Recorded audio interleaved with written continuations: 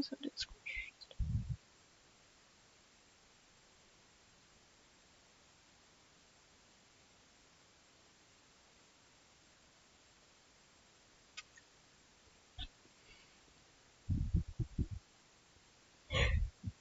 Tim.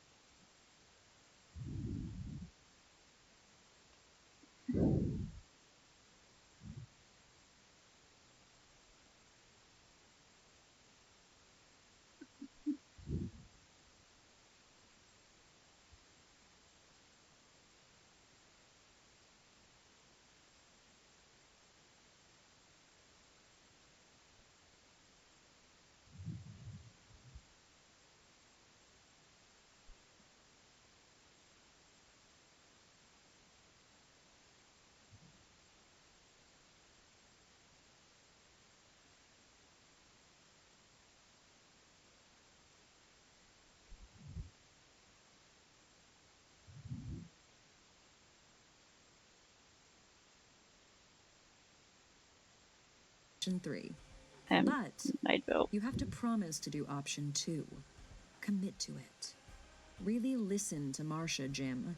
Dang. Let her tell you about what she's going through. And we'll figure out the next steps after that. You understand? Intimidating, but also exciting. Good. I am going to put the teeth into this effigy, though. Just in case. Oops. Oh. Is that a new sweater?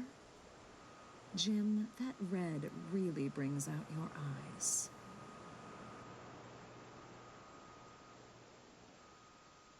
The year has grown so incredibly old. Soon there will be parties. There will be champagne.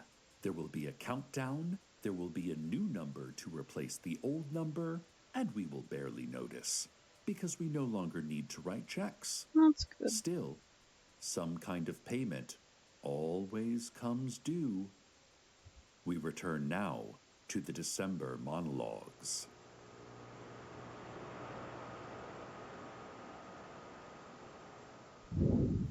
And we're back. I'm your DJ, Michelle Nguyen, owner of Dark Owl Records, and you're listening to KDRK, your one-stop pirate radio station for the most obscure tracks you've never heard anywhere else, and will never ever hear again. If you hear a song that you've heard on today's show at some other time in your life, even if it's in the far future or distant past, I will send a cease and desist letter. So just be chill, okay? That's such a Don't dumb be trying to injury, hear man. songs more than once, no matter how much you love them. Get better If soon. you can't handle a little self-control, you've It's tuned always the into stupidest the wrong injuries show. that like hurt the worst. This show is all about fleeting joy, feeling the pain of loss before something's even over, remembering how a song made you feel, but nothing about the actual lyrics or melody. If you're the kind of person who needs to examine every little detail of the things you love instead of just enjoying the sensation as it hits you and moving on immediately without looking back, again, this is not the show for you. I understand if that sounds extreme, but before you tune out, I want you to ask yourself a question. Where does all this repetition really get you? Nothing will ever equal the excitement of the first time you hear your new favorite song. You immediately have the impulse to listen to it again and again to the point where you learn every word and note. And that can feel really, really satisfying at first. But there's always a peak, isn't there? That moment where you heard it just one too many times. Now you know it too well. I think I know what you mean, because sometimes I like accidentally punch a door handle. You might still claim to love that song and call it one of your favorites, but the truth is, you barely listen to it. Good idea, man. Maybe you never do. So now I you're hope you were a lying kid to at the yourself. time.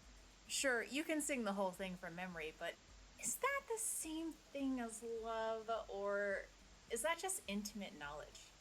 I know it can be hard to tell sometimes.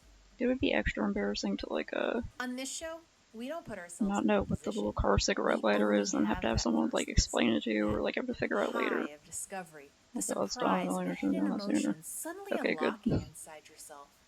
The rush of having your mind blown, wondering how such a piece of art was even accomplished, and was that a bagpipe you heard in the background? But accepting that you'll never know.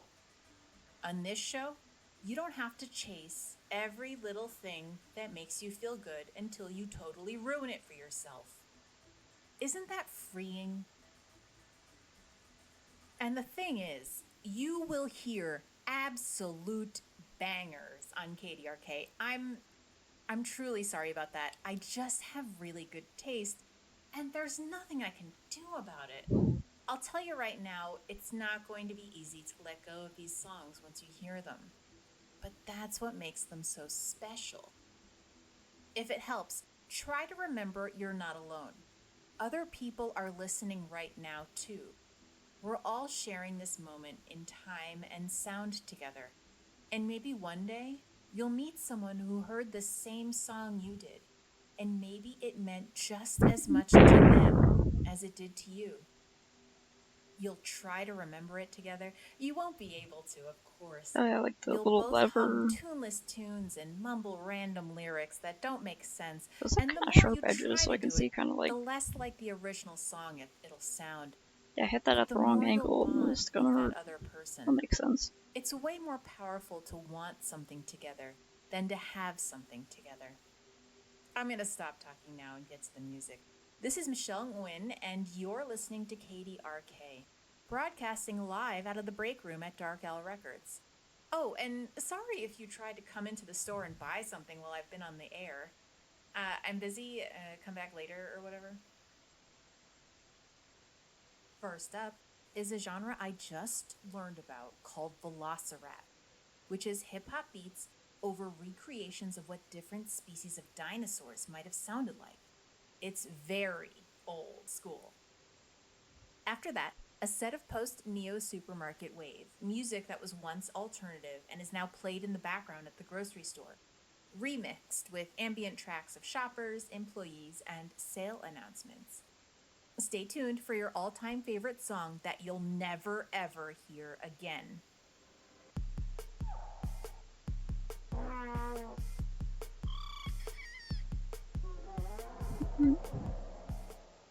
Starting or growing your own business can be intimidating and lonely at times.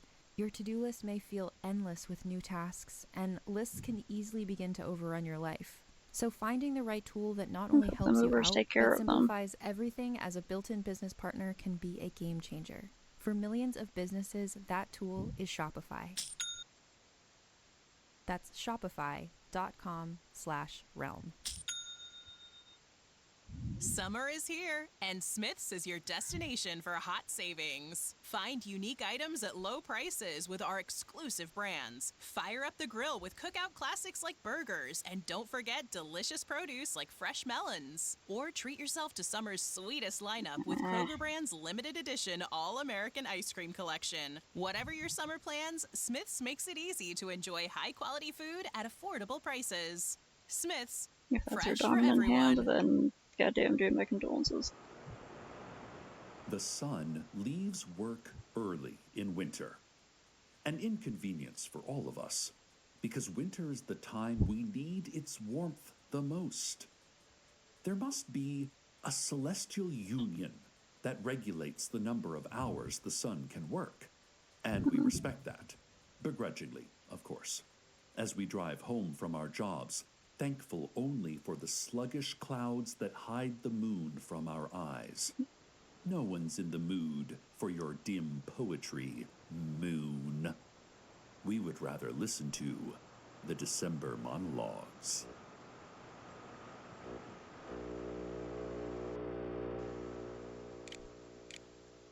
Hi, thanks for having me. Ooh, your offices are, well, they're certainly something. Security's a little intense. I thought they might kill me. Flint. Wow, so this That's is what what it's it's like in called, a big probably. tech startup. Seems very cool. Although I pictured more free coffee bars and hammock desks rather than a stark, barely lit warehouse. But it's super hip. I hear Google is planning to redo all of their offices as dim, cavernous warehouses. It's absolutely the look these days. So great job. Sorry if I'm rambling. Job interviews always make me nervous. Oh, a little bit about myself? Well, let's see. I'm Steve Carlsberg. I was born and raised right here in Night Vale. Like all kids here, I crawled out of the cave when I was 7 with no memory of who I was before. What else? Well, my favorite fruit is apple. Also, my favorite kind of computer. Just kidding, I'm a Linux guy. And what's your name? If you told me you'd be compelled by an unseen Yeah. force to stab yourself in the throat with a That was pencil, some fun. oh, then definitely don't tell me. Say no more. Sorry, go on with your questions. My biggest weakness? Ooh, that's a good one. I'd say it's probably that I require food to eat, and if anything pierces my fleshy outer coating, I get severely injured or die. My biggest strength? Organization. I'm very organized. One time that I solved a problem at work. Let me think about that. Well, there was that time that an evil company/religious organization occupied our town and I threw their leader through a portal. I do feel I handled that situation very well. And that guy ended up fine anyway. Oh, maybe a better example. I'm the one who set up the birthday card rotation at the bank I work at. I was proud of that too. What did I do this year to expand my knowledge? Wow, that's a fun Or one. are they selling it for Obviously, 20 the bucks? answer is nothing. Learning, while not illegal, is socially frowned upon. Can't get me to admit to that, but good try. Oh, you want to know about the 3-year gap on my resume in the 90s? Totally understandable. I was in prison for bank robbery. Just one of those things. Yeah, banks really do not like it, no. What are my feelings on absolute secrecy? Oh, that's a new one. Usually don't get that one in job interviews, so I didn't practice for it, if I'm honest. Wish I had known you'd ask that. Well, the bank I work at doesn't know I'm also the one who robbed it back in the 90s, so I kept that secret. Please don't tell them, by the way. You get used to not talking in this town, as I'm sure you know. Or maybe you don't. Were you raised here? Oh, you're just kind of giving me an arched eyebrow, which could mean anything. Kind of looks like a Boston eyebrow. Are you from Boston? Oh, now you're humming Greensleeves, which Yeah, is a Steve is classic great. Cincinnati thing, so that answers that. And, yes, I'm okay with secrecy, although I don't love keeping things from my family. Oh, you have a sample problem to solve. How many windows are in New York City? Ooh, that's a fun one. Oh, let's talk it out. There are a lot of buildings in New York City, and all of those buildings have a lot of windows, so I'd have to say just a ton of windows. Is that right? Yes? Cool. Am I not tall or am I not short? Well, I've always been told that I'm not tall, but if I'm honest, I like to think of myself as not short. Thanks for asking. Oh, this question wasn't in any of the interview guides. Okay, this one is a little complicated, so I'm just going to repeat the question back to you to make sure I got it right. Have I ever seen a dark planet of awesome Yeah, it's- size, lit by no Sometimes the sun? only difference is that it's An people who are invisible willing to titan, make it. all thick black If forests anything, and let it give jagged you mountains ideas, and then deep, maybe you can sell turbulent things to people in the oceans? future. A monster spinning soundless, forgotten? Did I get that right? Great! The answer is no, I have not. Do I have any questions for you? Just a few, I guess. What does the Labyrinth logo on all those trucks mean? And what's inside all these glowing crates? Can I look in one? Oh, goody! Let me just take out my crowbar. Oh, no worries, I always carry one with me. Better to be prepared than be despaired, as my mother always used to say. Okay, and that's open and... Oh. Oh, my.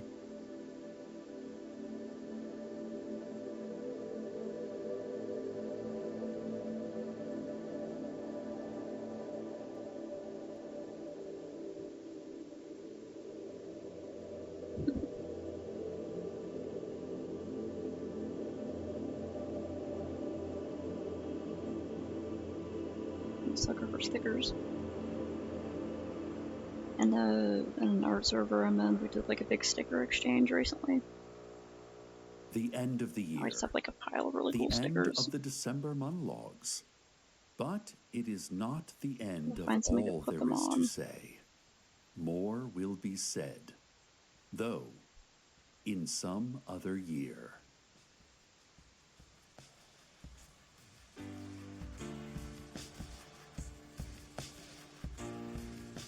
Welcome to Night Vale is a production of Night Vale Presents. It is written by Joseph Fink, Jeffrey Craner, and Bree Williams, and produced by Your stickers are Disparition. also cool. They're in The my voice cool of the sticker faceless pile old of stickers that woman I have is to put Mara somewhere. Wilson. The voice of Michelle Wynn is Kate Jones. The voice of Night Vale is Cecil Baldwin. Yeah, at some Original point music by someone Disparition. said that the All of it can be eyeballs were cool. found I have at them on my phone. disparition.bandcamp.com. It's little eyeballs with spider Comments, legs. questions, email us at info@welcometonightvale.com. I think you were like, let me know if anyone notices them, Or and someone follow us noticed on Blue the Sky spider at Night eyeballs. Vale Radio, or on Instagram, Tumblr, and TikTok at Is that Night Vale Ty Official, from the or 7000 stand on your group? It might roof have and been. offer to debate God. Most importantly, check out welcometonightvale.com, where we have a twice-monthly mailing list that is the best way to keep up to date directly from us to you. We are off next month, so now is a great time to catch up on our other I think shows, so, yeah. like Unlicensed, Good Morning Night Vale, and Within the Wires. Today's proverb: the owls are not what they seem, but deer sure are. They are the most deer-looking deer you could imagine. Like, wow, look at those deer.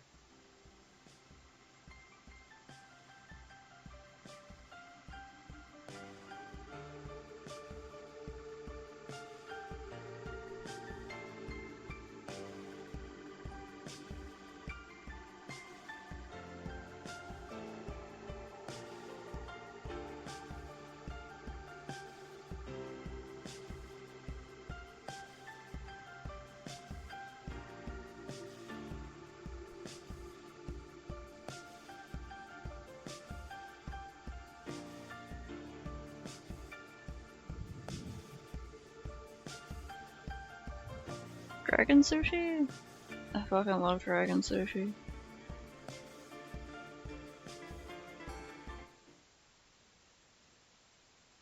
Okay, now I can put on the ribs. Good.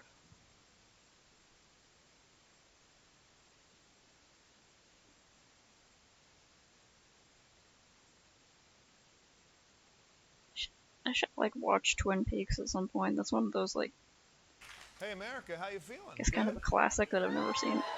Is your tummy okay? Well, enjoy it while it lasts. This is not a happy morning topic. Explosive diarrhea afflicting more than 3,000 people. The parasite is called Cyclospora. So far, 3,000 cases have been reported in 32 states. The symptoms are nasty, to say the least. Explosive diarrhea, nausea, vomiting, muscle aches, debilitating fatigue. You know, honestly, you could have just stopped at explosive diarrhea. Muscle aches aren't an issue at that point, you know. I'm not going to be sitting on the toilet shitting my brains out like, and my biceps are sore. Yeah, I think they would just add, Seriously, they make it worse. List. Not These are only do you also have all the explosive symptoms for diarrhea. being over 35. Yeah, I'm like not gonna get lettuce for a I fucking had a piece while. of cake at my kid's birthday. I had every single one of these. But I will say, butthole COVID really does sound awful. It was really bad. There were moments where I was literally just camped out in the bathroom and like, I don't care. I'm just gonna lay on this floor. Anyway, you're gonna blur my face and change my voice before this airs, right? I'm not gonna be the face of lying on the floor pooping to death, right? I'm just joking. You know, she's actually sharing her experience to raise awareness. She shouldn't be embarrassed. It's these clout-chasing TikTokers who should be embarrassed. I eat healthy, and I end up getting diarrhea for 7 days straight. Like, bam, all day on the toilet. The cramping, the stomach pain. The worst thing about this was I felt disgusting. Yeah, that's how diarrhea works. It's disgusting. It'd be even stranger. I've been hearing about lettuce, like specifically pre-chopped bagged lettuce. I've heard that heads of lettuce are okay, but for some reason pre-chopped bad lettuce. I haven't confirmed that, but I'm also just like safe and sorry. Word with you over here. Hey, chat. I'm gonna cook every vegetable because it's with raw vegetables, so. You can always ask yourself, did anyone ask me if I had explosive diarrhea? If the answer is no, do what you couldn't do last week and hold it in.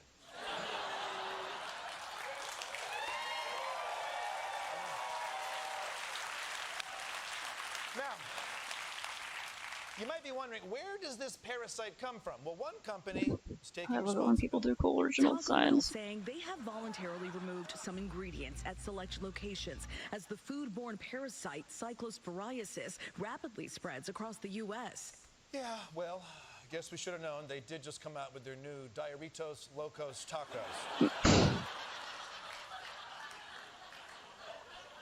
So Taco Bell's been giving people the parasite. I'm glad we cleared that up. Case closed. Yeah, I heard about Taco Bell in particular. Have not confirmed a link to Taco Bell. They're talking about this on NPR. Ingredient, supplier, restaurant, or retailer, adding they will closely monitor the situation. Wait, so Taco Bell didn't cause this? They just heard explosive diarrhea and they were like, yeah, that's must have been us. No, it's not an In-N-Out, it's a Five Guys. We got a Five Guys here, and I was kind of underwhelmed. It actually turns out no one is sure where it's coming from, and our media isn't helping Don't us like the figure it texture out of the from using burgers. these The fries are good. terrifying red outbreak maps, highlighting basically all the states, high-tech graphics of the supposed parasite cell. And when that's not, it seems scary enough, filling an entire screen with just 4 words: weeks of severe diarrhea. I'm so scared by these graphics, by the time I get the parasite, I'll have already shit myself. By the way, how come every time there's a pandemic or outbreak, they show us these close-up headshots of the virus like it's a wanted poster? Like I'm going to see the parasite on the street and be like, hey, it's the guy from the news, get him! Please, news, you don't need to convince us that explosive diarrhea is bad. We're on board already. Just tell us what we can do to avoid getting this parasite. We'll do anything. Wash the lettuce under running water. Yeah, I'm out. I'm not doing that. I'm not doing that. You're adding chores to eating a salad? Eating a salad is the chore. I'm not washing lettuce. I'll give fruit a quick rinse. Will that help? I would let it run over these. How long?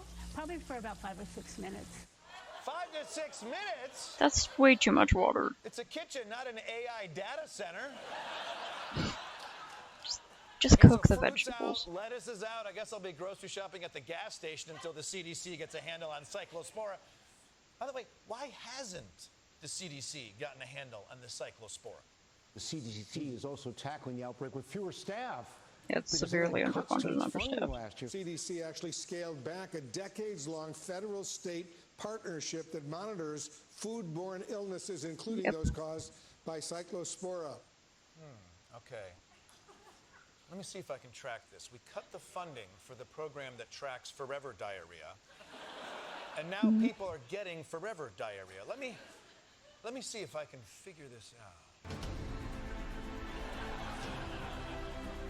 Yeah, I'm like, look, if I use water for the vegetables, it will be to steam them, All I saw were these complicated math equations. to kill everything on them. But hold on. If we're cutting the funding that Steam prevents and Americans boil from 'em. getting the disease that turns our guts inside out, where I'll exactly do like a quick wash like I always do, but like An goddamn. internal Pentagon estimate puts the cost of the war with Iran at between $80 and $100 billion. That marking a significant increase from the roughly $30 billion estimated just 3 months ago.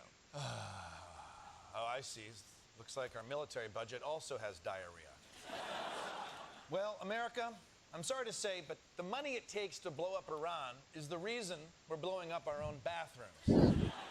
It's like how our grandparents grew their own crops to support the troops during World War II, except our version of this is power washing the toilet with our butthole. So,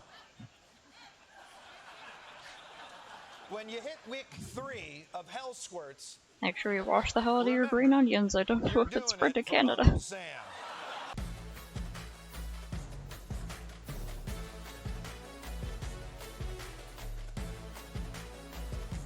And of course, you know I know to always wash your veggies, even when there's not a horrible outbreak.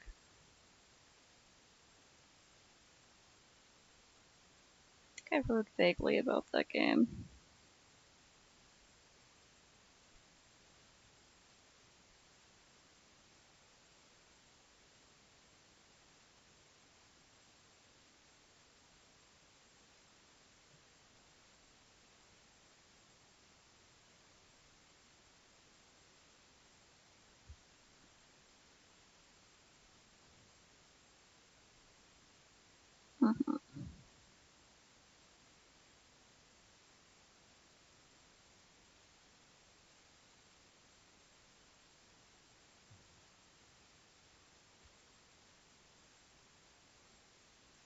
People's in Nightville.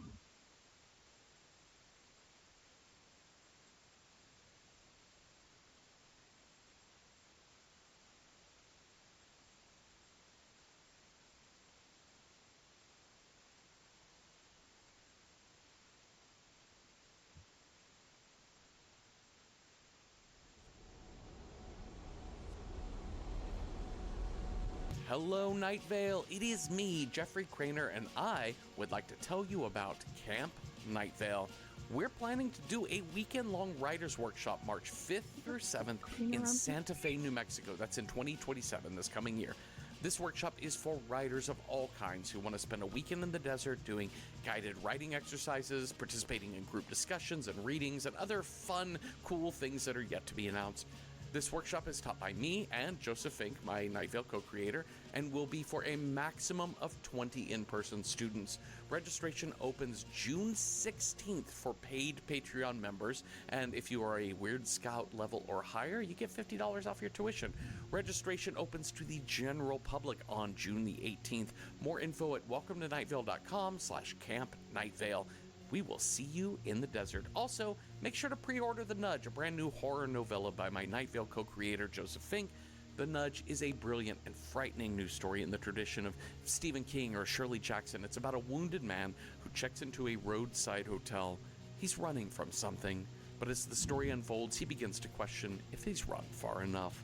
The print version of The Nudge will feature original illustrations by Jessica Hayworth, and the audiobook format is read by Kevin R. Free and Cecil Baldwin. Pre-order The Nudge wherever you get your books. Also, if you want to keep up on the latest things that we're doing, like writing a cool horror novella, or doing a writer's workshop in Santa Fe, or live tours or new merch, whatever, just get on our mailing list. Go to welcometonightvale.com to sign up. It's only twice monthly. We don't sell your data. We just want... Time is money. Death is a sack of potatoes. Cats are pencils. Welcome to Night Vale.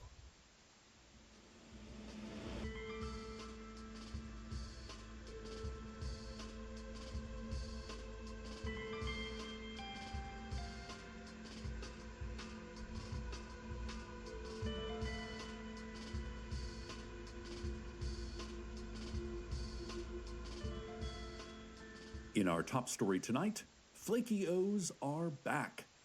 You remember Flaky O's?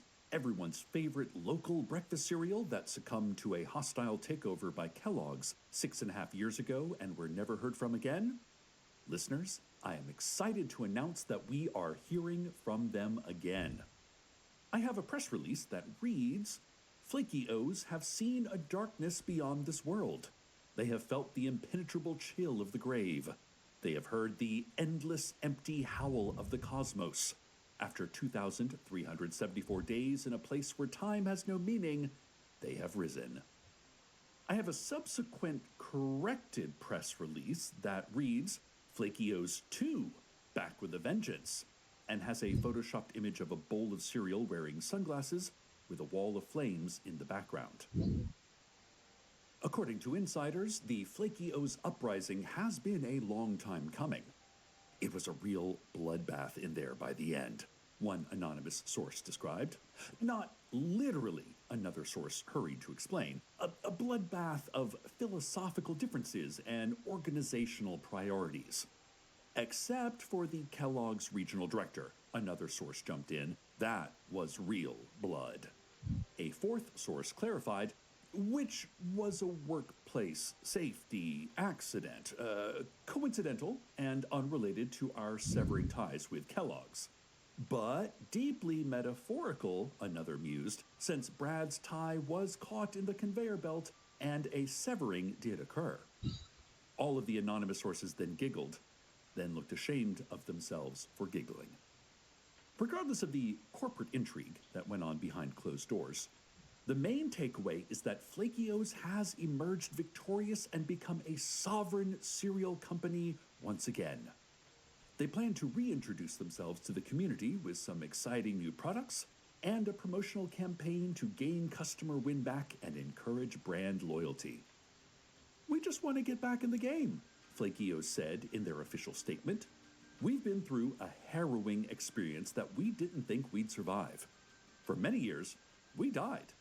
Not just one death, but an ever-evolving churn of death, achieving metaphysically impossible levels of mortality.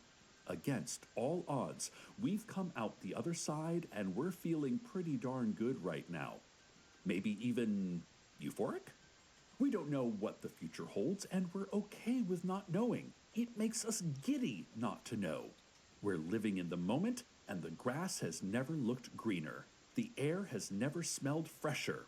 We know these phrases are cliche and we DGAF. We're about to go ham wild, and we can't wait to be your leading provider of spoon grains once again. More on the Flaky O's comeback after the community calendar. Monday is Jazzercise at the Rec Center.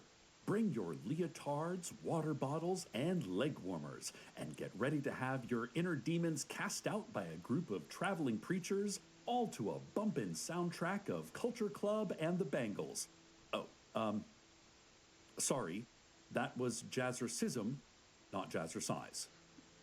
Tuesday is Jazzercise at the Rec Center, just regular Jazzercise.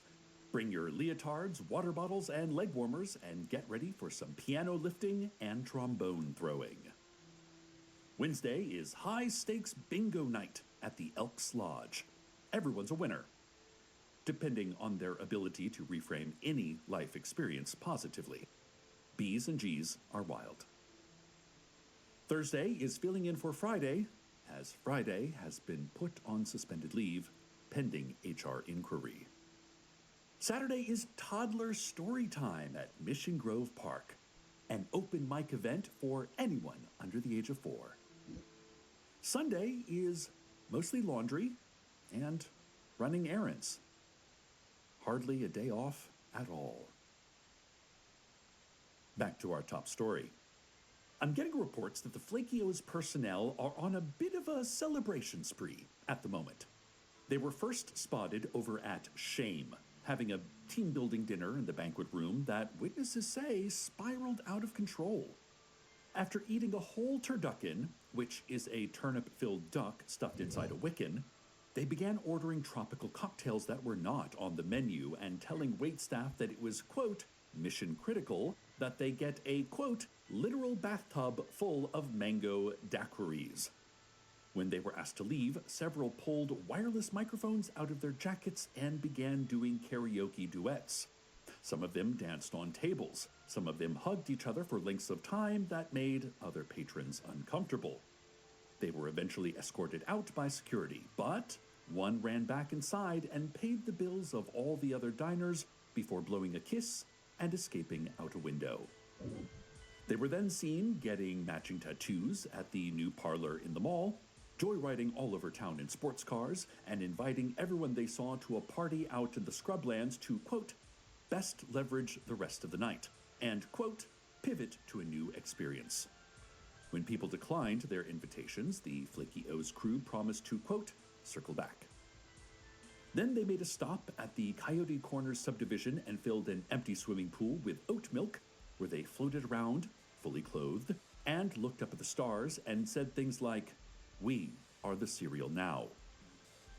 Sounds like they're having a productive night of company bonding, and we're all excited to see what the new improved Flaky-O's has in store for us. Though I understand the factory remains shuttered and cereal production is at a standstill. We'll circle back with this story after the headlines. In business news, the new tattoo parlor in the mall has opened after being stalled by the city council for months due to the controversial nature of claiming that any art is permanent. As a special offer, the parlor will be giving away free face tattoos that feature their store logo. They also offer piercings, acupuncture, and vaccinations. Check out A Friend in Needle, right next to Lucy Tropics Fried Ice Cream in the Night Vale Mall. In other news, a fruit inspection station has been posted at the entrance of town on Route 800. You will now be required to stop while officers look at your fruit and thump on it and tell you how many days you have before it becomes ripe. Sometimes they will take pictures of the fruit and show it to each other.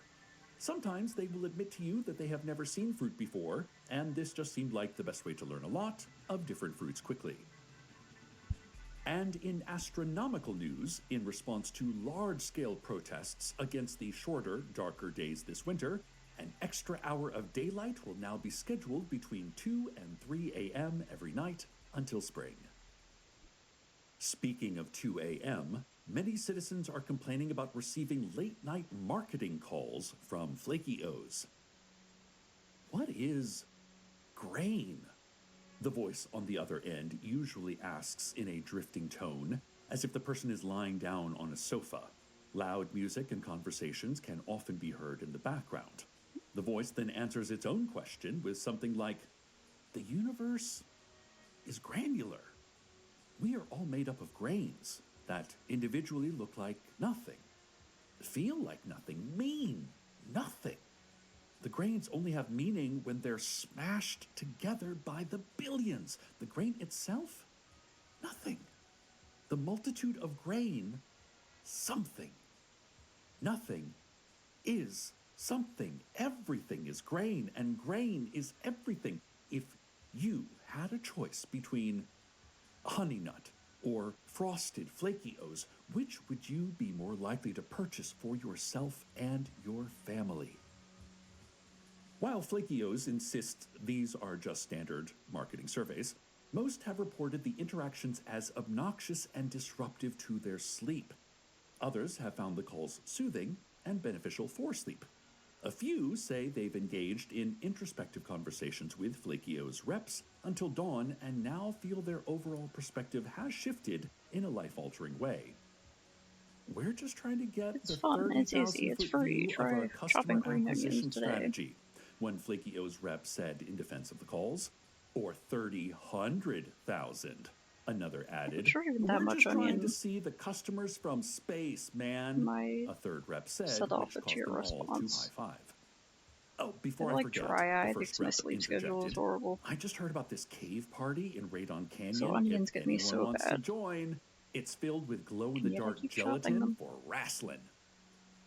The reps then all piled into a convertible and peeled out, blasting Pink Pony Club. While everyone agrees the Flakio's crew has been through a lot these past 6 years and definitely deserve to blow off steam, some citizens have expressed interest in organizing an intervention before things get out of control. Too much fun just isn't good for you. Night Vale resident Amber Akinyi commented on a community message board, which 6 people upvoted, including the Public Health Department. More on the Flakio's spree after a word from our sponsor. An O is an unbroken circle. It does not have a start or an end. It is infinite, but can be held in the palm of the hand. It can be shattered in an instant by a hungry mouth.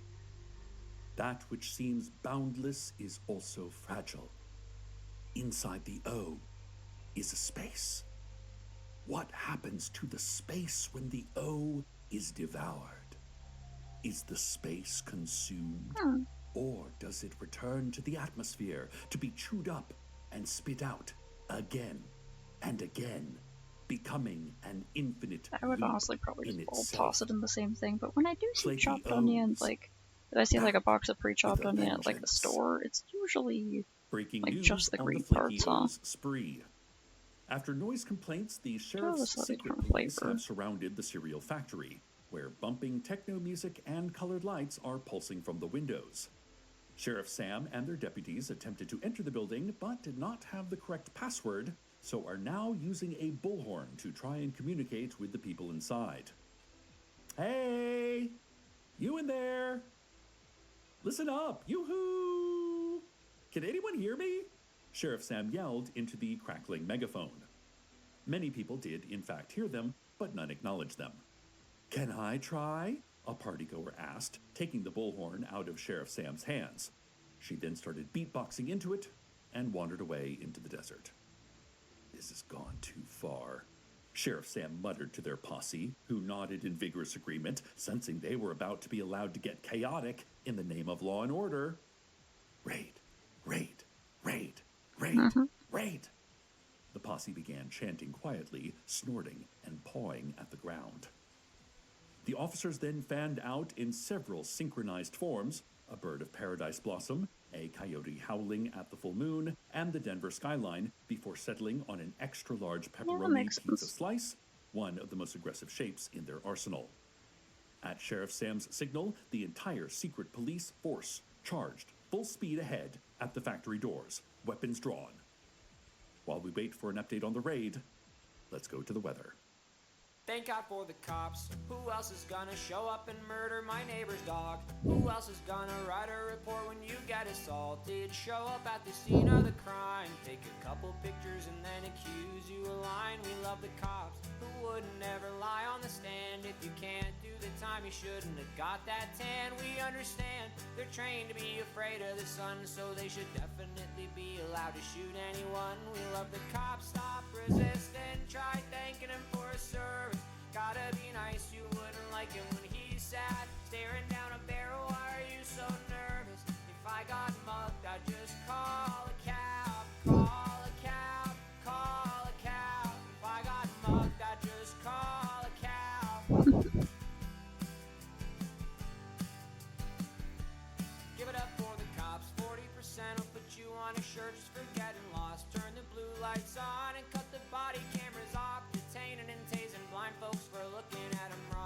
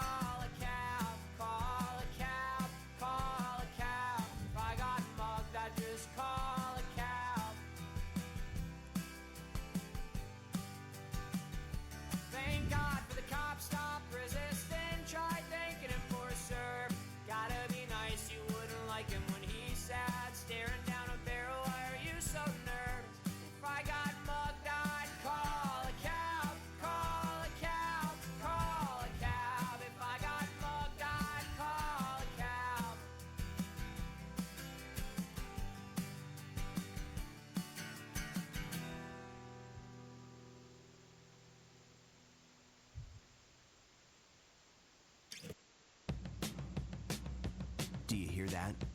Sounds like breakfast is ready. Because Quaker's coming in hot with morning nutrition. 100% whole grain oats and a good disappear into a third life, one that had yet to be written. Her jacket and hat were later found dressing up a saguaro cactus, which was quickly inducted as a replacement officer in her absence. After the song ended, a Flaky O's representative got on the mic. "I'd like to apologize," he said, and the group fell silent because everyone loves an apology nearly as much as they love a drum and bass banger. The rep continued. "It has come to my attention that our pursuit of pleasure has been making some people in town uncomfortable, and that was never our intent. And I know everyone in Night Vale can hear me right now because it has also come to my attention that our PA system is way too loud. I hear that now, and I'm sorry. Aside from the noise, I want to acknowledge that we have caused other harm as a byproduct of our unchecked joy, including putting people at risk by driving too fast, releasing all the test animals from the labs in the Science District, and digging up certain items from certain unalive residents out at Rattlesnake Rest Cemetery to use as cool prizes in our cereal boxes, including wedding rings, wristwatches, necklaces, medallions, a fraternity pin from 1958, a bowling trophy, a gold tooth, and a small framed photo of a Persian cat wearing a bonnet that I admit I did keep for myself and is now on my desk. I don't want to offer an excuse for our behavior," the representative continued, "but I do want to explain that we have been overwhelmed by freedom, that we have seen beauty in chaos, and that through chaos we have seen that everything has order. I want to reassure everyone that we will be settling down and getting back to a lot work of soon. grunion. We have talked a lot during this time about what the future looks like for Flaky O's, how we can revolutionize the cereal market, and make the consumer feel even a fraction of the rapture that we have experienced after our release from a 6.5-year pilgrimage through the darkest fathoms of an oppressive industrial nightmare. After many late nights, fact-finding expeditions, experimentation, and spacing out at the walls for hours at a time, I believe we have had that breakthrough. I am so proud to finally be able to share with you that we will be introducing toaster pastries to our family of products." The rep then glided away on a zip line with arms outstretched as the factory erupted in thundering applause. I'm sure I speak for everyone in town when I say, yes, Flaky O's, please go back to work. Between the fall of Kellogg's and your sabbatical, the cereal drought is getting real, and we're all a little on edge about it. But we respect everything that you went through, and we're very happy that you're here with us once again. Welcome back. Stay tuned next for a runaway lab animal showing up on your doorstep. Feed it, sing to it, pay for its medical care. That reminds me of some tea that went cold like a while ago. Good night. That's fine, it'll still be nice cold.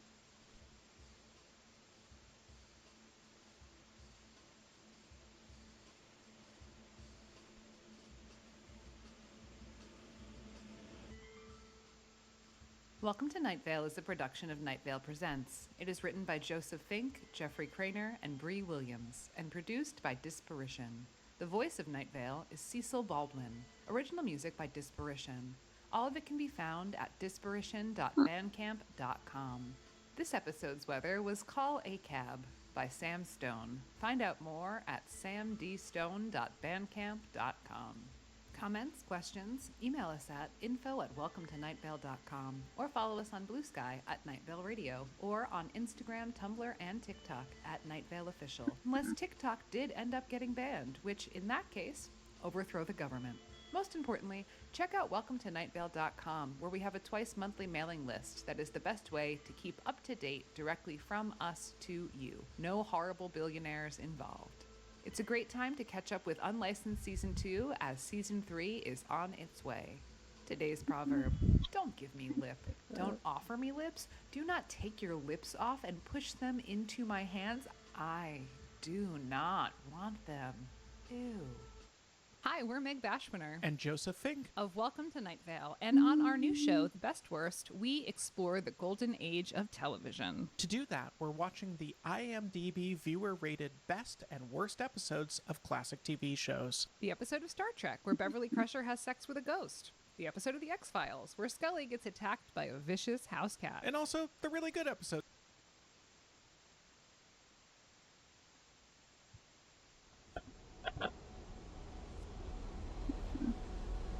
Hello, Night Vale. It is me, Jeffrey Craner, and I am here to tell you about Camp Night Vale. Yeah, we're planning a weekend-long writer's workshop March 5th through 7th, 2027 in Santa Fe, New Mexico. This workshop is for writers of all kinds who want to spend a weekend in the desert doing guided writing exercises, participating in group discussions and readings, and other fun, artsy, wordy things that are yet to be announced. This workshop will be taught by me and my Night Vale co-creator, Joseph Fink, and will be for a maximum of 20 in-person students. Registration opens June 16th for our paid Patreon members. There's a $50 off tuition for Weird Scout or higher members. Registration opens to the general public on June the 18th. More info at welcometonightvale.com/Camp Night Vale. See y'all in the desert. Also, make sure you pre-order The Nudge, a brand new horror novella by my Night Vale co-creator, Joseph Fink. T. Kingfisher says The Nudge is a perfect little bite-sized horror. Some of these scenes are going to live in my head for a long, long time. The print version of The Nudge will feature original illustrations by Jessica Hayworth, and the audiobook format is read by Kevin R. Free and Cecil Baldwin. Pre-order The Nudge wherever you get your books. Finally, you should consider joining the Night Vale Patreon. Like I said, you get early announcement on things like Camp Night Vale and live show tours. Plus, we have ongoing book clubs, monthly hangouts with me and Joseph, quarterly bonus episodes, ad-free feeds, and much, much more. Our Patreon is what keeps this podcast going, so consider a $5 or $10 a month membership and get so much more Night Vale in your life. And hey, thanks. The Antiquarium of Sinister Happenings and Odd Goings-On. Step into a mysterious curio shop where every relic hides a dark secret. The Antiquarium of Sinister Happenings is a weekly, multi-award-winning, full-cast horror anthology featuring the talents of Mike Flanagan, Kate Siegel, David Dastmalchian, Jessica Roth, Devin Sawa, Jocelyn Donahue, and more. But The Antiquarium is more than just a horror podcast. With hidden messages, secret clues, decoder rings, and even a scratch and sniff episode, The Antiquarium is more than a podcast. It's an experience. If you love atmospheric horror, immersive storytelling, and mysteries that extend beyond the final scene, your next obsession is waiting. Coffee is weird. Find The Antiquarium of Sinister Happenings on Apple Podcasts, Spotify, or wherever you listen, and begin your journey at the Obsidian Covenant. There's a lot of food stuff where I'm like, someone had to have just been fucking around and figure that out eventually. Insurance isn't one size fits all. And shopping for it shouldn't feel like squeezing into something that just doesn't fit. That's why drivers have enjoyed Progressive's Name Your Price tool for years. With the Name Your Coffee comes from a berry, and then you have to roast the berry. To Night Vale. And then you have to brew it in hot water to get the coffee. I've always kind of wanted to eat a straight coffee berry. I wonder what they taste like.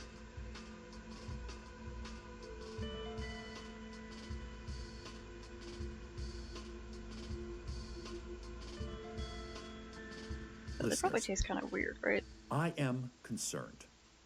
I am concerned about a beloved member of this town, a beloved member of our neighborhood, a beloved member of my family. Yes, I am speaking now of everyone's favorite Scorpio, Steve Carlsberg. Steve has been acting, well, strangely lately. And yes, of course, what does acting strangely mean in a town such as ours, with a broad understanding of the spectrum of normal? But I mean only that he is to the left of himself in so many ways. The Steve I know is a good family man, a good friend, a helpful hand when a hand is needed, and a helpful silence when what is needed is space. All of that and more, as we know, has always been my opinion of our Steve. But lately he is, instead, consumed by his new job at that tech startup Labyrinth. He is there early in the morning and late at night and every hour between. I think I like the thinner My thick line niece, better. Janice, says that the family hardly sees him anymore. And when he is home, he is hunched over his BlackBerry, which I didn't think was a thing anymore, but apparently Labyrinth had a few custom made at the old defunct factory It's because a they just diuretic. really like that classic BlackBerry It makes some vibe. people have to pee. I don't know what has happened to our beloved Steve, but I will not rest until I figure it out. But first, some thoughts from yours truly. It has been 4 years since speech about clouds and cloud-related topics was legalized in Night Vale, and many are in favor of the new freedoms. However, some point to a new problem in Night Vale, which is cloud perverts. Cloud perverts openly stare at clouds and categorize them. They say things like, "Oh, what a perfect example of a cirrocumulus cloud," or "I have never seen mammatus clouds, but I hope I do before I die." They sit for hours and paint anatomically correct pictures of clouds. Some even sell these paintings on the dark web, just gross pervert stuff like that. And even those of us who are happy the ban has been lifted, and I am always in favor of freedom of speech, except in a few thousand specific circumstances, we can't be tolerating behavior like this in our society. So, what to do with cloud perverts? Some of my tea. One answer would be to ban clouds again. I have a but weird headache, I and I am really hope it's hopeful not we will turning not into a have to migraine. resort to that. The other option is to address the people rather than the object of their obsession. The people are the problem. We should loudly and clearly say to cloud perverts, "That is sick. You are sick. You make me sick." And if that doesn't work, gulags. Just my POV, which stands for Private Opinion Victory.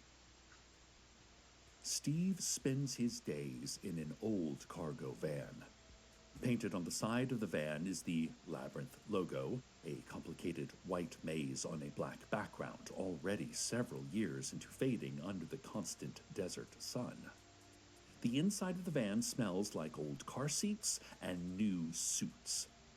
The frame rattles when going over the rough pavement of the roads far out in the desert, where no one drives unless they are trying to go somewhere they can't be seen. The driver of the van is a man who is not short. Steve himself is not tall. I've never thought of him that way.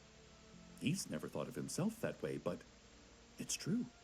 Steve is a man who is not tall, and he rides with a man who is not short. Steve wears sunglasses. The sun reflects blinding off the sand, but that is not the reason he hides his eyes.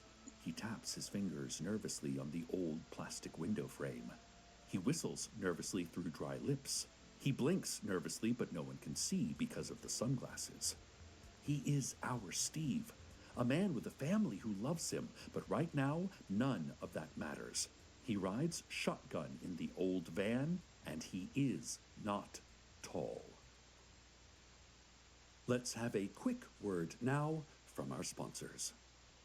Because when the wind shifts suddenly and it's no longer pushing the cool of the ocean depths out into the desert, but instead the dried salt of the desert pushing back toward the ocean of its birth, and the clouds are all passing the wrong way across the sky, and the trees are bowing against the power of that dry, displeased God, that was when I knew that I also had been living my life the wrong way around, that the choices I had made, seemingly reasonable in the moment, were madness in hindsight, the kind of ill fortune that can only be brought onto yourself through your own misguided belief that you understand what you need. And so, laughing at a joke in which I was both set up and punchline, I turned the car around and started driving back to that small town in the high mountain woodlands, where my secrets still echo as gossip in the neighbors' ears, because I needed to start over, because until I started over, I would only be adding to my already accumulating mistakes.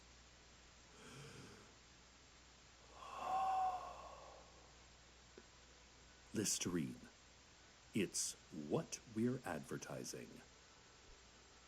This has been a quick word from our sponsors. And now let's take a look at traffic.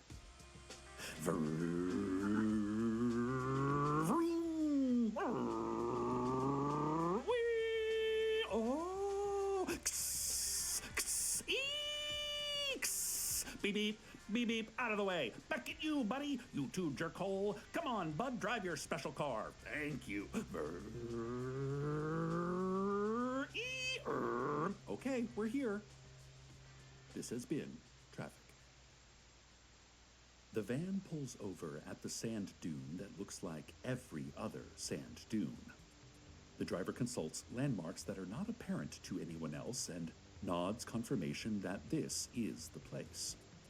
The man who is not short gets out of the van, and Steve, the man who is not tall, follows. The two men, equal in height to the millimeter, walk quickly to the back of the van, and with a few efficient movements, heave a large wooden crate out of the back. Grunting and swearing and sweating through their no-nonsense button-up shirts, they carry the box up the sand dune to the very top, and then lay it carefully down so as not to jostle whatever is inside.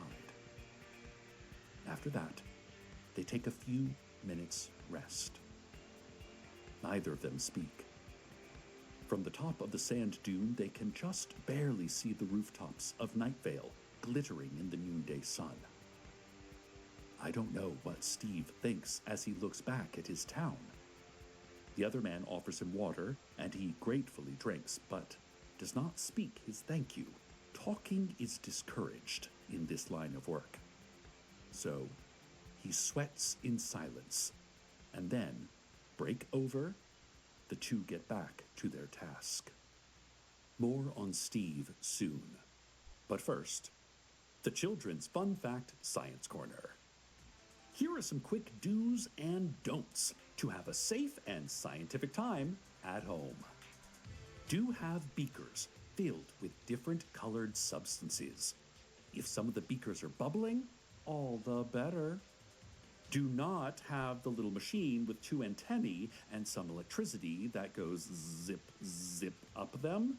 That is only for experienced professionals in well-equipped laboratories. Do look at stuff under a microscope. It's a great way to learn more about the world because the microscope makes everything look bigger, like so much bigger. Do not attempt to look at your own eye through a microscope in a mirror. I tried it and it doesn't work. Do get your partner's enthusiastic consent and have a conversation with them about what they are hoping to get out of this scientific session. Do not try to disprove God. She hates that. Do avoid all don'ts. Don't avoid all do's. This has been a Children's Fun Fact Science Corner. And now for a Children's Sad Fact Science Corner. Once there was a stream in the far north reaches of Russia, in the place that has been home to waves of human civilization over thousands of years, some willing, some not, testing the limits of what human experience can encompass. In that stream was a kind of fish. It was not a pretty fish, if we are to judge other creatures only by their aesthetic or practical value to us, and by that same rubric, neither was the fish nutritious or tasty, but it was alive, and it lived in the stream. And the stream was its world, in the way that our world is the world, a limitation we do not perceive. During the middle of the last century, great mining facilities were built in the far north reaches of Russia, and laborers were sent there, a new captive population, digging up nickel, and breathing in nickel, and coughing up nickel, a pretty little sparkle on the exhale, killing them. And from these mining facilities came a black, poisonous sludge that overtook the stream, and the fish died. They had never been discovered by any humans, and so no humans noticed their absence, but they were absent nonetheless. No one knows this fact. You don't either. This has been a children's sad fact, Science Corner. The man who is not short gestures to the right spot, and the man who is not tall, Steve, starts digging. They were not given shovels, only instructions, and an understanding that they must do what is needed to get the job done. And so, Steve digs with his hands. The sand scrapes at his palms, gets under his nails, and chafes the still soft skin of his hands uncomfortably. He ignores all this, and he digs. The man who is not short does not dig. There is some complex seniority system involved that has less to do with how many years you have put into the organization and more to do with how many layers of its secrets you have uncovered. But in any case, the man who is not short is no longer a person who has to dig, and Steve is still very much a person who has to dig. Finally, Steve is done digging, backs up, lets the man who is not short inspect the work. The man who is not short nods imperceptibly. And then, against all code of conduct, he mutters, "Good job." Steve isn't sure what to do with this compliment. They are not supposed to exchange compliments. Surely the man who is not short did the greater wrong offering the compliment, but would Steve also be doing wrong if he accepted it? Still, he cannot let the words lie. "Thanks," he says. He tries to brush off his hands, but they will have traces of sand on them for days. And now, as that lovable old children's TV host Jigsaw used to say, do you want to play a game? Today I thought we could play that classic kids game, Sneak Past the Wagon. Yes, that's right. The one where you pick one child to be the wagon, and that child closes their eyes and shuffles through the room, mumbling, "I am the corpse wagon. Bring me your dead." And all of the kids try to sneak past the wagon. If any of them get caught, they become dead and can't play the game anymore because they actually become actually dead. So it's a bit of a high-stakes game. But that's what makes it fun, right? Okay, I'll be the wagon. Are you ready? You better be. I am the corpse wagon. Bring me your dead. I am the corpse wagon, bring me your dead. I am the corpse wagon, bring me your dead. I am the corpse wagon, bring me your dead. I am the corpse wagon, bring me your dead.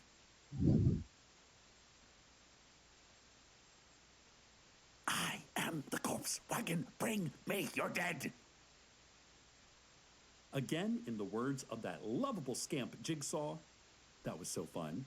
Thanks for playing. Hole Doug, the man who is not short, finally joins Steve, the man who is not tall. The two of them take hold of the crate and gently lower it into the sand. When the crate is snug, the man who is not short steps back again and leaves Steve to the grunt work. The wind over the sand dunes whistles a hollow, inharmonic melody. Far away, a cloud formation works itself up into a storm. Although, until it leaves the empty spaces and makes contact with human civilization, it is not yet truly weather.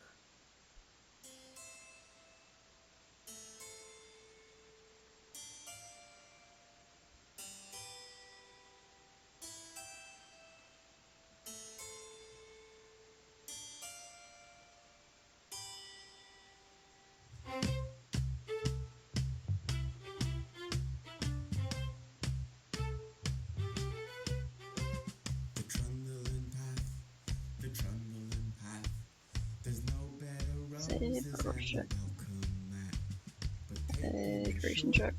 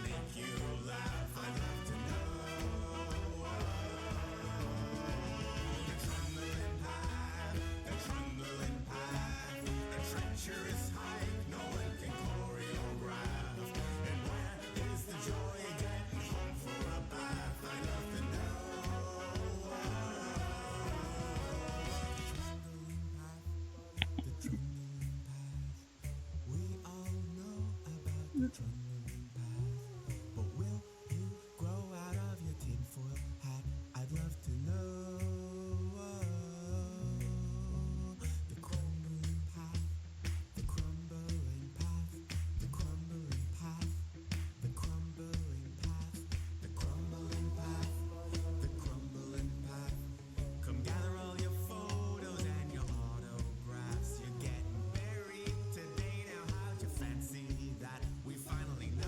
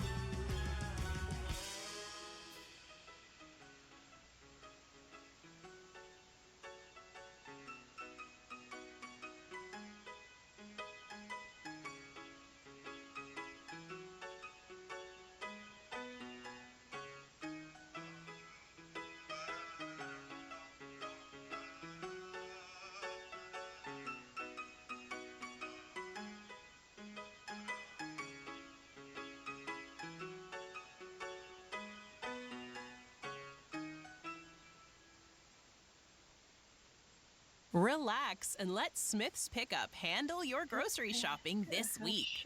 We start with only the freshest items, then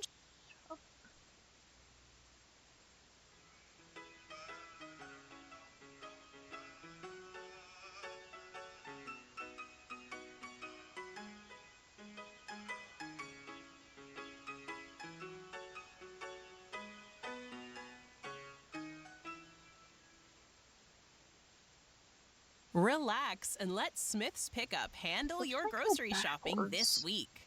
Oh, We it was start with 25. only the freshest items, then Here in Night Vale, we remain in sunny stillness, in the peace between problems.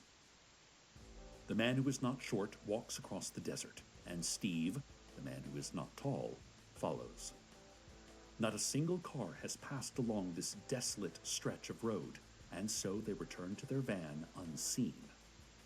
Finally, Steve speaks. Can I ask? The man who is not short makes no attempt to stop him from speaking, but also offers no encouragement to continue. Still, Steve persists. The crate is buried in a sand dune which changes shape and moves with the wind. Soon enough, it will be uncovered for anyone to find. So what was the point of our work today?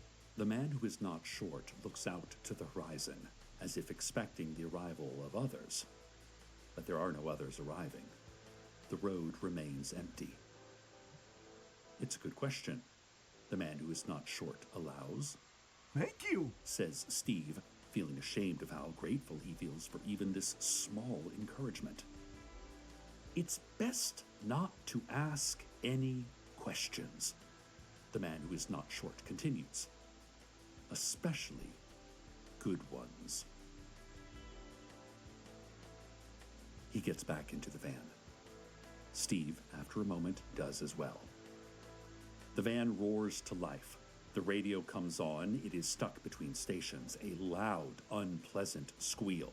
Steve covers his ears, but the man who is not short does not make any move to turn off or fix the radio. He swings the van around and starts slowly driving back toward Night Vale. Listeners, I am worried for my brother-in-law. I am worried about our friend, our neighbor, our family member. I am worried. Stay tuned next for the sound of running water somewhere in your walls. Is that a leak? But it's nowhere near any pipe. What is that? Where is that coming from? Good night, Night Vale. Good night.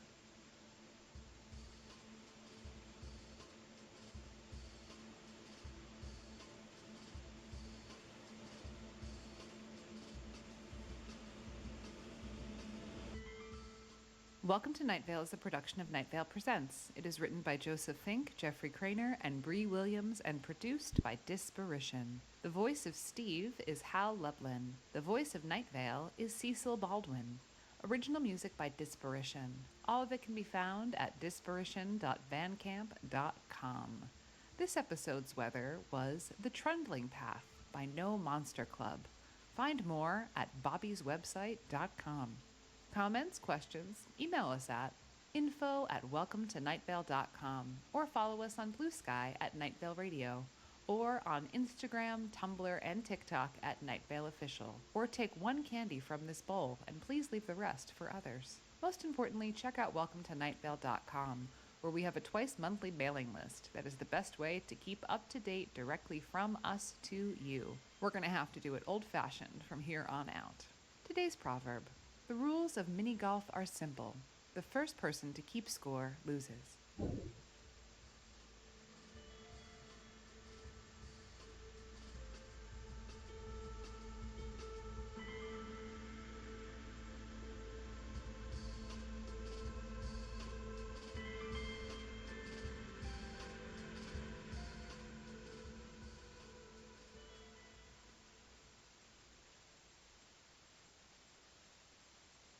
This episode is brought to you by Nespresso. Life moves quickly, and taking care of yourself shouldn't feel like another.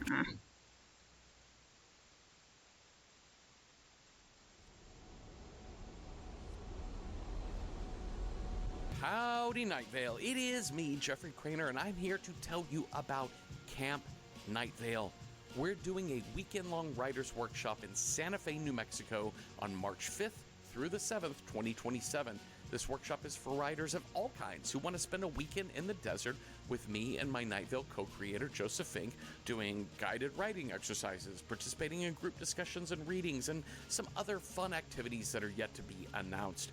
So, by the way, this thing is only open to a maximum of 20 in-person students. Registration opens June 16th for paid Patreon members, and if you are a Weird, Scout, or higher level Patreon member, you get $50 off your tuition. Registration is going to open to the general public on June 18th. Get more info at welcometonightvale.com/Camp Night Vale. See y'all in the desert. Also, speaking of my Night Vale co-writer, Joseph Fink wrote a horror novella called The Nudge. It's coming in September, and I need you to pre-order it now.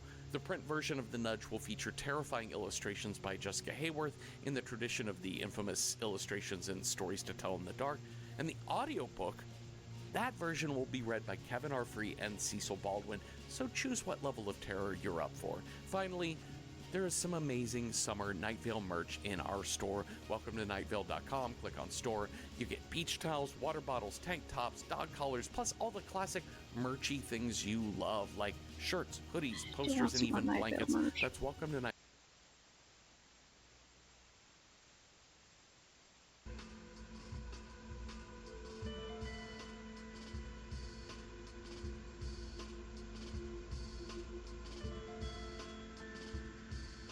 Today's the big day, Night Vale.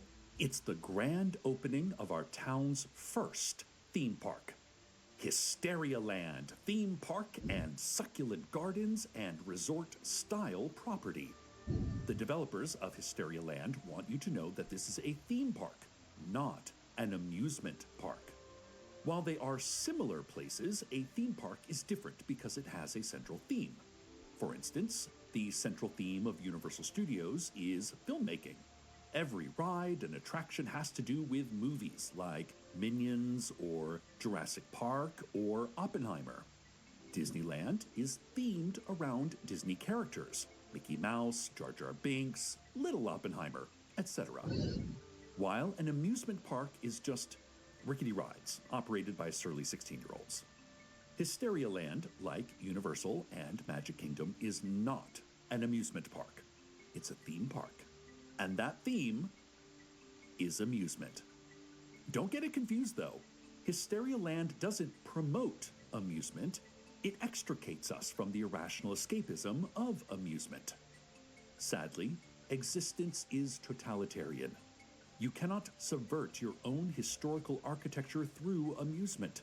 Amusement is a homeopathic balm, a placebo of pleasure. Amusement will not save you, only distract you from voracious, fact-based survival. That's Hysteria Land's slogan, and they have it on signs at the entrance and next to every ride. For instance, a log flume ride at an amusement park is predictably a gentle, water-based coaster that ends with a splashdown. But at Hysteria Land, the log flume ride is about our relationship to our mothers, about the symmetry of birth and death. We return to the womb, metaphorically speaking. Hysteria Land cautions you not to literally return to the womb upon death. The log flume is both yonic and phallic, and ultimately, it is a psychoanalytic baptism. Your photo will be taken on the final drop, and you'll be forced to see yourself for the you truly are. Hysteria Land also features a parachute plunge, which is actually an exploration of our physical insecurities. A tilt-a-whirl, which confronts our fears of sexual intimacy. And of course, there's a petting zoo, featuring some animals that have died, or are close to death, displaying visible signs of disease and infirmity. Some of the animals have been partially eaten by other animals in the petting zoo because there are no cages or restraints. The petting zoo is for all ages and is the one place where pure amusement is encouraged. And no attempts will be made to remind petting zoo patrons of the horrors of living. More on Hysteria Land soon. But first, it's time once again for the Children's Fun Fact Science Corner. You remember a couple weeks ago when I told you about that stream, the one in the far north reaches of Russia, in the place that has been home to waves of human civilization over thousands of years, some willing, some not, testing the limits of what human experience can encompass, yada yada yada, and how in that stream was a kind of fish. It was not a pretty fish, right? But, you know, only because we tend to judge other creatures by the aesthetic or practical value to us, etc., and by that same rubric, the fish was neither nutritious nor tasty. You remember this? I also brought up how the fish was alive, and it lived in the stream, and the stream was its world in the way that our world is the world, a limitation we do not perceive, right? And then how during the middle of the last century, great mining facilities were built in the far north reaches of Russia. Remember?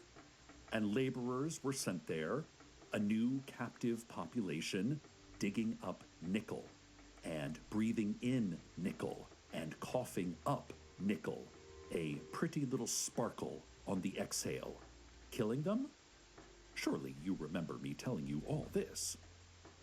I went on about how from the mining facilities came a black, poisonous sludge that overtook the stream, and then the fish died. They had never been discovered by any humans, and so no humans noticed their absence, but they were absent nonetheless. Cardboard. Remember that whole thing?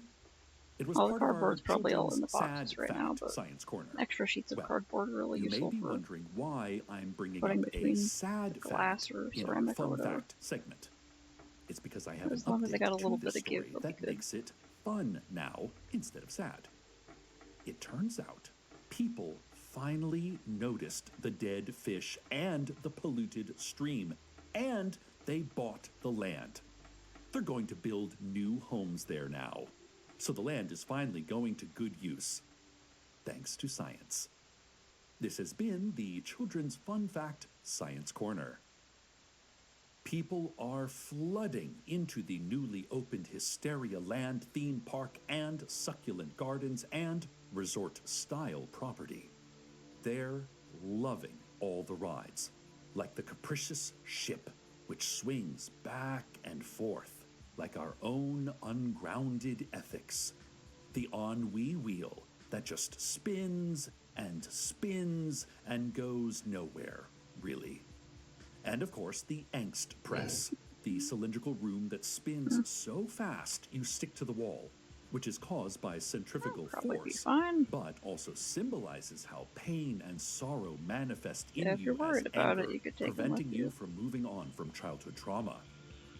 But the attraction everyone is truly excited about is the Disassociator. It's the world's fastest roller coaster, reaching speeds of over 350 miles per hour as it descends its initial drop of 3,000 feet, which also makes it the world's tallest roller coaster. The Disassociator was designed by Nightville resident Journey Brown Saintel. Journey is not a roller coaster designer by trade, but she did win a Hysteria Land fan competition to design their signature ride. She drew the Disassociator on the back of a Denny's placemat while hanging out with her study group at 2 a.m. one Friday night. They were all supposed to be cramming for their 19th century Serbian poetry midterm, but they were procrastinating over coffee and fish tacos. So, while trying to avoid doing work, Journey came up with this idea. Journey didn't intend for the roller coaster to be 3,000 feet tall.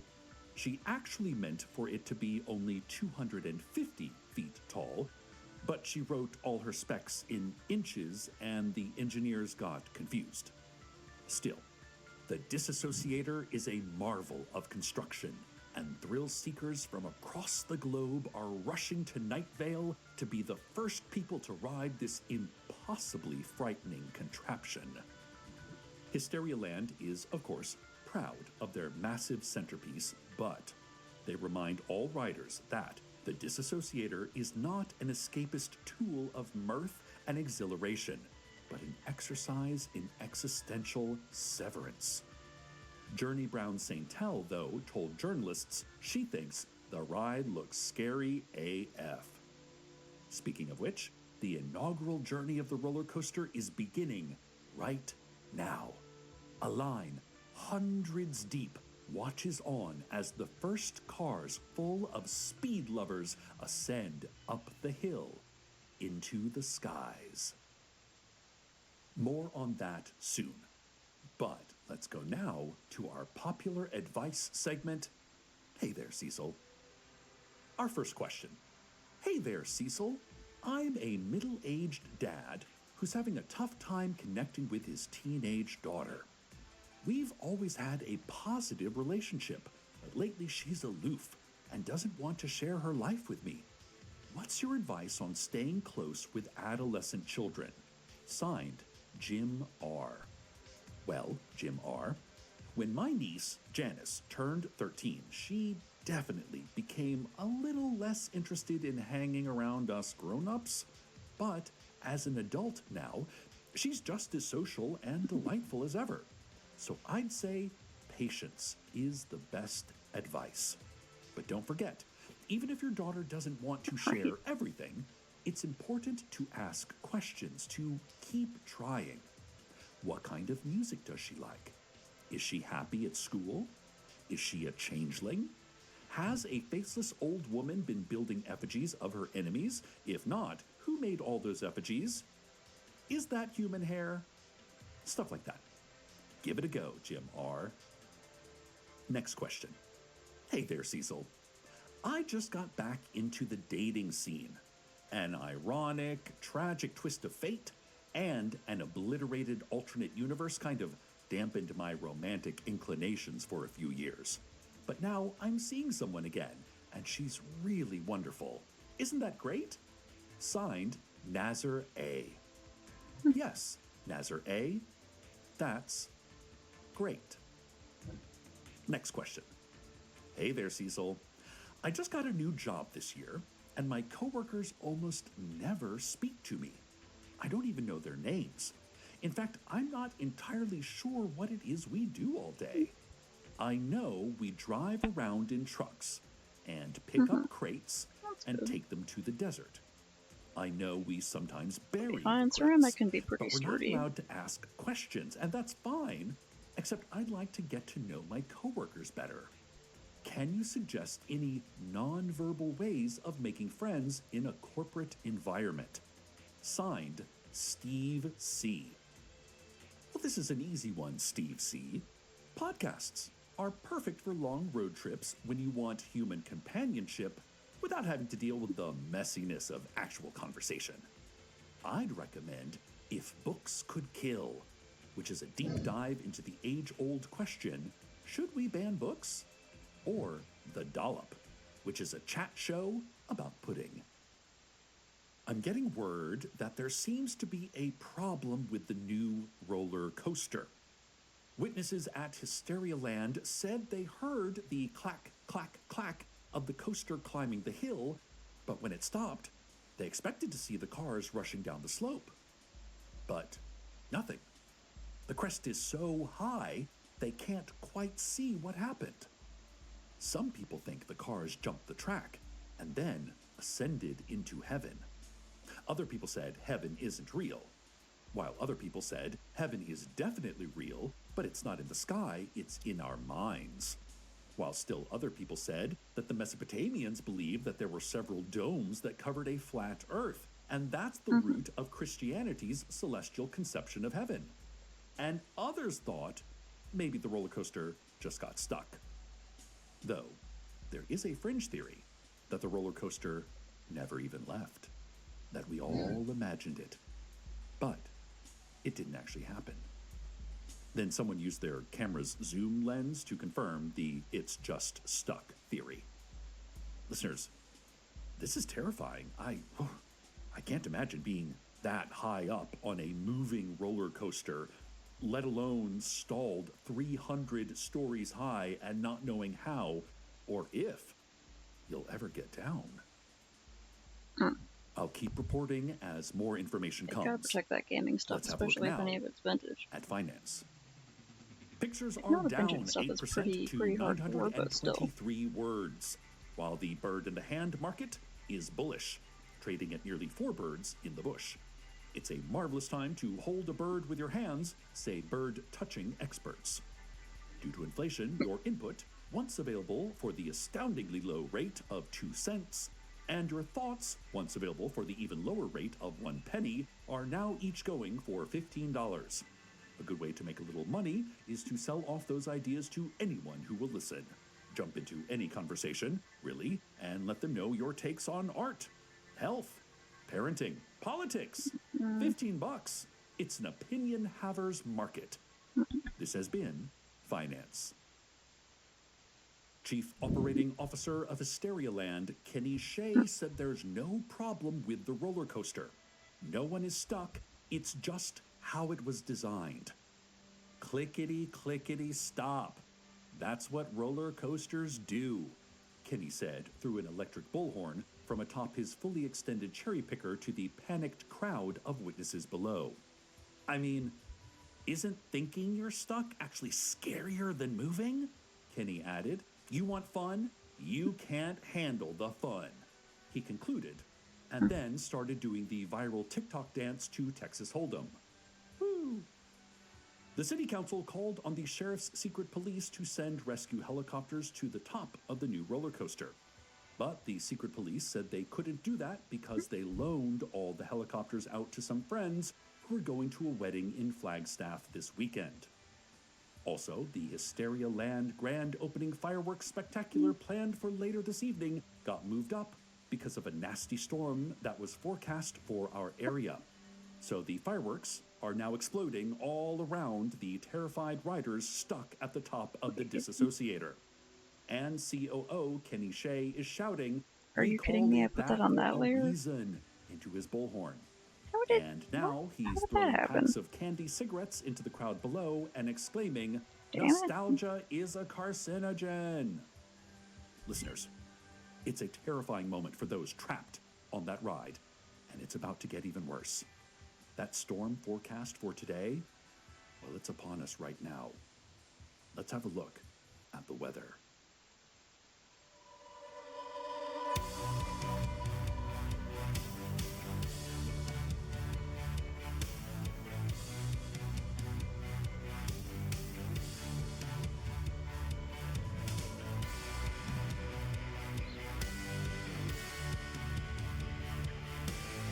How did I put... How did I do that?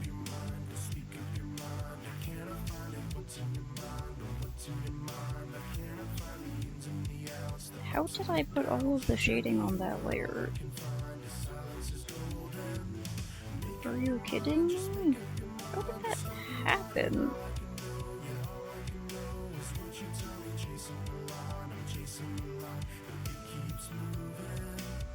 Yeah, that was a good transition to weather. Okay, so... Okay. There's the shirt pattern, separate. And there's all the shading. How did they fucking join together? Let's put this here, and then... Okay.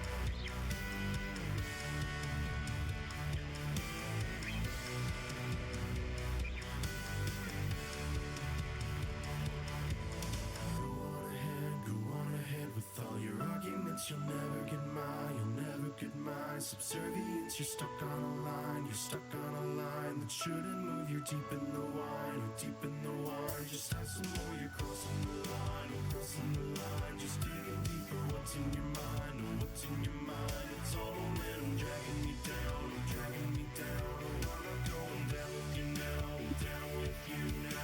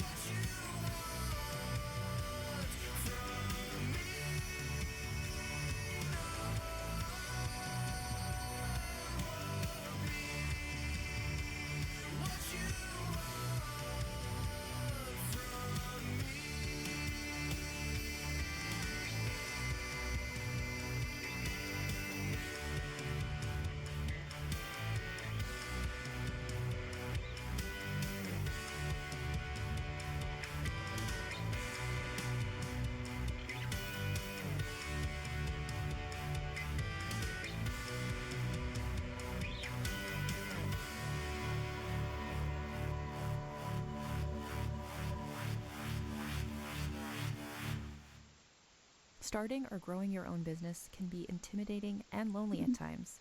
Your to-do list may feel endless with new tasks, and lists can easily begin to overrun your life. So finding the right tool that not only helps you out, but simplifies everything as a built-in business partner can be a game changer. For millions of businesses, that tool is Journey Brown Saintel heard the news about the stuck riders on the Disassociator and leapt into action.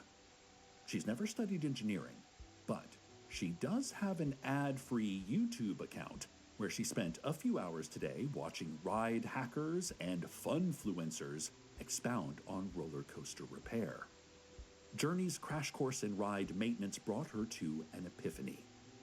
If they screwed up inches for feet in the design of the hill, then they might have put the wrong sized gears in place, Journey said to her roommate, Chris, who is a 15-year-old miniature poodle. Chris barked in agreement that it was time for dinner. Journey fed Chris and raced down Route 800 to Hysterialand, stopping only once at Lowe's to buy a standard replacement gear for a roller coaster chain lift. At the theme park, she found COO Kenny Shea and said, "We just need to replace the gear, and then they'll be safe." Kenny nodded and said, "Ladder's right over there." He pointed through the pouring rain to a narrow metal ladder. In a cost-cutting measure, Hysterialand only hired mechanics through the TaskRabbit app, and no one was available that day, so Journey found herself 20 feet up the ladder. Then 100. Then 1,000. Every rung in the pouring rain, she increased her concentration on traction and grip. She's never been afraid of heights, but she'd never been more than 2 stories off the ground before now. And here she was, nearing 3,000 feet in the air, her shoulders and calves quaking and burning. As she reached the peak, she told the riders she was here to repair the gears and get them on their way safely. They said in unison, "Cool, cool," but none of them looked cool. I'm also working on reading some They books looked like just to people make who more were space. not present in their own realities. But as Journey went to remove the incorrectly sized part, she realized she left her tool bag down by concessions. She cursed loudly, and the riders all nodded and said, "Yes, yes, of course," in unison. She timidly asked if anyone had a screwdriver on them. No one did, but one young man with a leather jacket, greased hair, and a white V-neck undershirt drew his switchblade and said, "Mamma mia!" Journey was delighted because she had studied Italian in undergrad and knew exactly what he meant. She used his knife to remove the gear and secure the new one in place.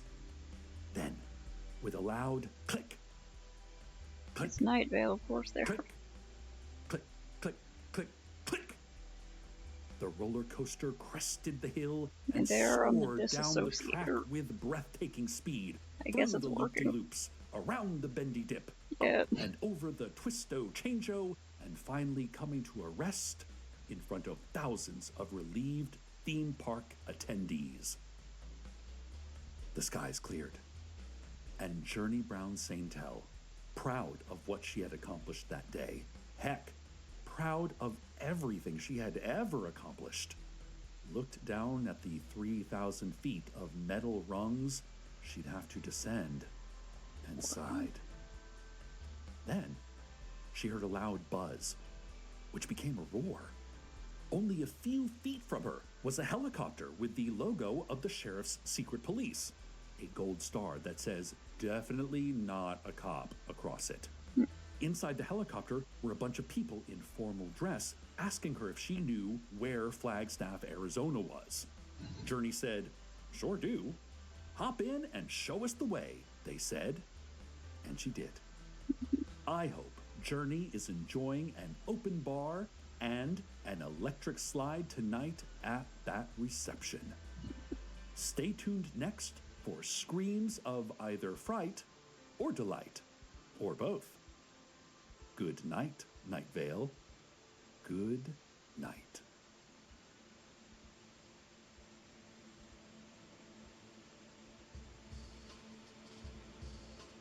I don't think like, caffeine used to do nothing to me, but I've been wondering if it is affecting me more recently. Welcome to Night Vale is a production of Night Vale It does Presents. help with It is my written headaches. by Joseph Fink, It has Jeffrey always helped with Craner, my and headaches. Bree Williams, and produced by Disparition. The voice of Night Vale is Cecil Baldwin. That's Original like the music by only Disparition. effect All of caffeine it can has be on me. found at disparition.bandcamp.com. I wish I could use it This to get like episode's more awake weather or whatever, is but then it What works. You Want From Me by Petrichor Limited. Find out more at the It link just in makes our me show like, notes. if I'm really tired and I Comments, try to drink questions, coffee, I just email get kind us of at jittery. Does nothing for my like info@welcometonightVale.com, or sense follow of us on Blue Sky at Night Vale Radio, or on lucidity Instagram, or Tumblr, like and TikTok at mental Night function Vale or anything. Official. Or sip this Tired blue but potion. faster. What does it do? Not important. Don't you trust me? Arizona sucks. But mainly check out Stay in Arizona for as little time as you where we can. have a twice monthly mailing list that is the best way to keep up to date directly from us to you. Shake hands with us through the internet. Today's proverb: if you repeat Bloody Mary 5 times in the mirror, you will be asked to leave the mirror store.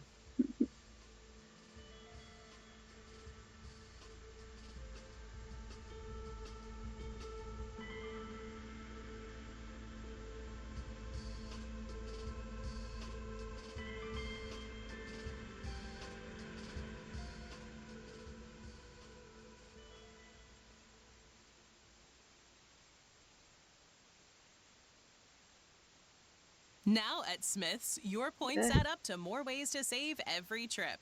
Use them your way to Smith's take jump dollars off scare. groceries at checkout or save. It's almost 11, right?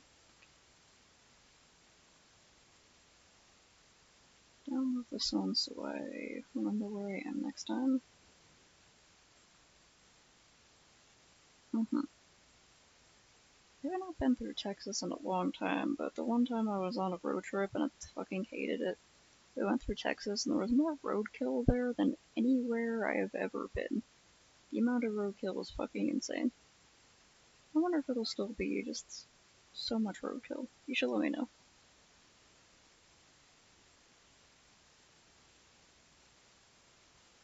There was so much roadkill that that's the one thing I remember about Texas.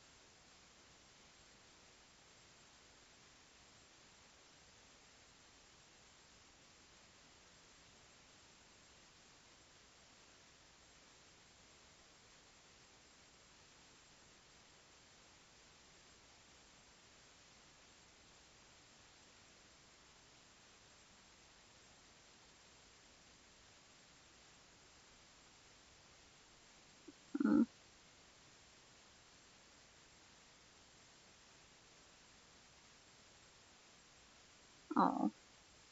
Yeah, a lot of deer in that area.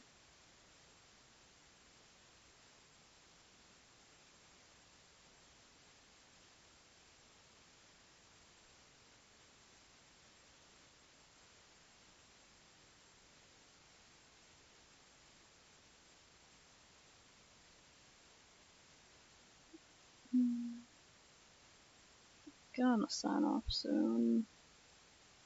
My head still hurts and it'll be nice to get the headset off.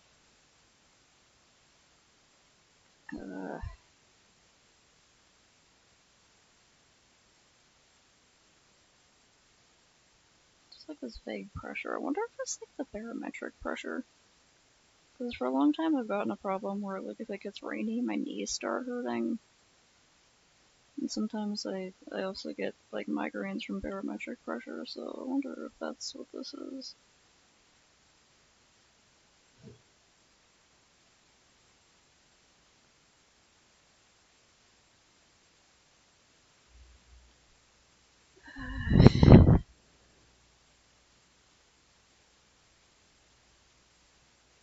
Get a little bit of shine on these before I forget.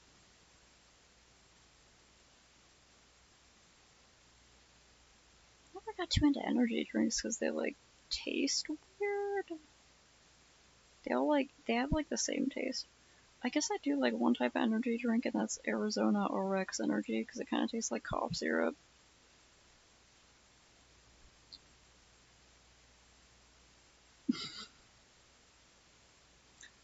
Yeah, everyone knows that stuff isn't necessarily like good for you.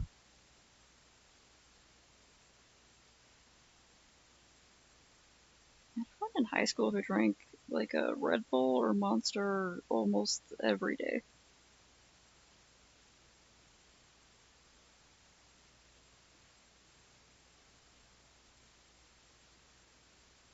That guy was insane.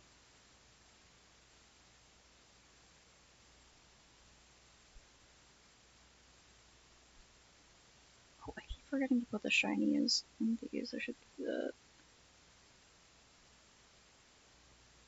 Harder.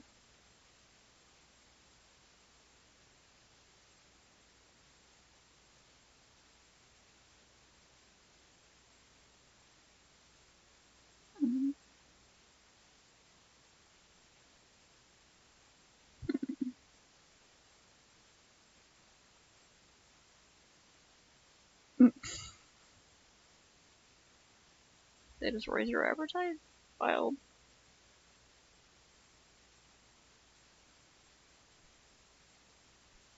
They usually just make me feel vaguely nauseous because I don't like the flavor.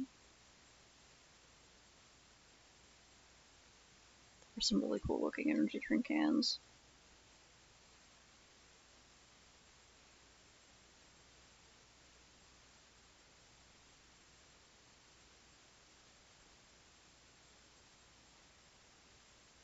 Sort of making a few notes on here, like I gotta finish the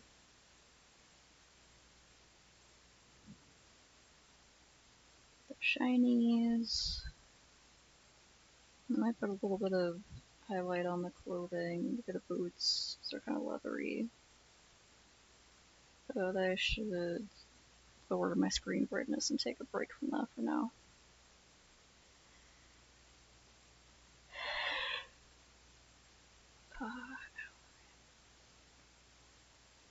It's been close enough to 2 hours, it's only a few minutes away. So I'm signing off for now and finish my little pile of snacks in the corner and drink all my tea. And monitor my headache and make sure it doesn't get worse. It hasn't been getting worse, so I don't think it's a migraine, but it's just kind of like consistently feels like my head is too full. Okay. It's like a pressure from the inside, but like not concerning, it's just like the feeling I get sometimes. What if it is concerning? What if I should like get a brain scan or something? What if I have like problems in there? I don't know. Anyway, I'm gonna try to get the good sleepy times after doing some other stuff before bed. Did I put my laundry? I put my laundry away. Okay. I gotta clean up a little bit more and then I will try to get the good sleepy times. Everyone else also, you have to get the goodest sleepy times you are capable of getting. You also have to drink a water and check a posture and do a stretch and save your progress and feed your cat. Good night. No, there we go. Good night.